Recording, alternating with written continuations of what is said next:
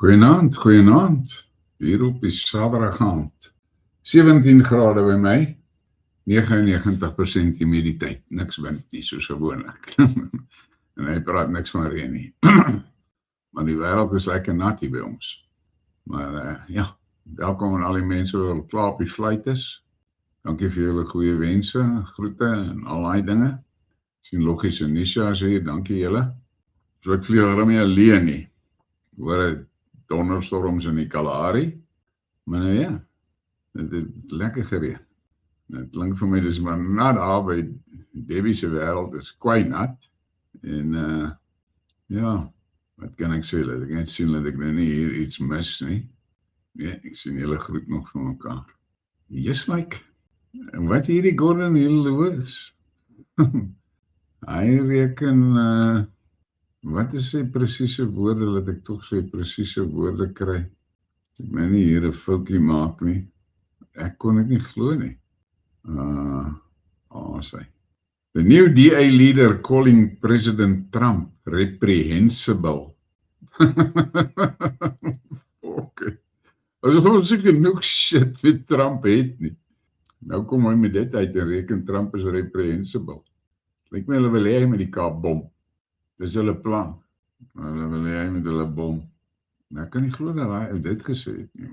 Maar nou ja, wie weet wat er gaan regtig aan in hierdie politieke gemors van Suid-Afrika.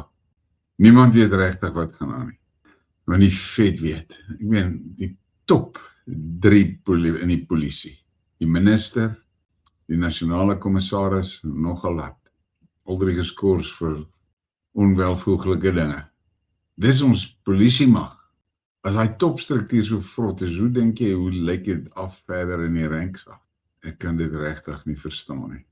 Dit gaan my verstand te bowe.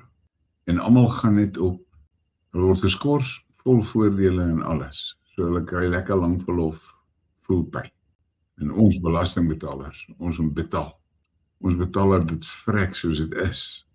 Omtrent 60-70% van wat jy verdien, fucking gaan vir taxes en wet en allerhande charges wat hulle op jou sit. En dan moet jy nog jou geld gebruik om skool te betaal, wat hulle veronderstel is om te gee, jou geld gebruik vir medies, wat hulle veronderstel is om te gee, jy moet jou geld gebruik vir security, wat hulle veronderstel is om te gee. So die goed, die dienste wat hulle moet lewer, word nie gelewer nie. Wat die fuck word met die geld gemaak? Ja, my moer se salarisse natuurlik en al die byvoordele en al die karre en blouligbrigades en al daai dinge. Dis skrikwekkend. En het nou 'n paar artikels uitgekom oor hierdie Paul Mashatile. Goeie genade, maar daai ding is vrotto. En hy is in lyn om president te word. Nee wat manne, ons is diep in die kak. Daar is nie 'n ander woord daarvoor nie.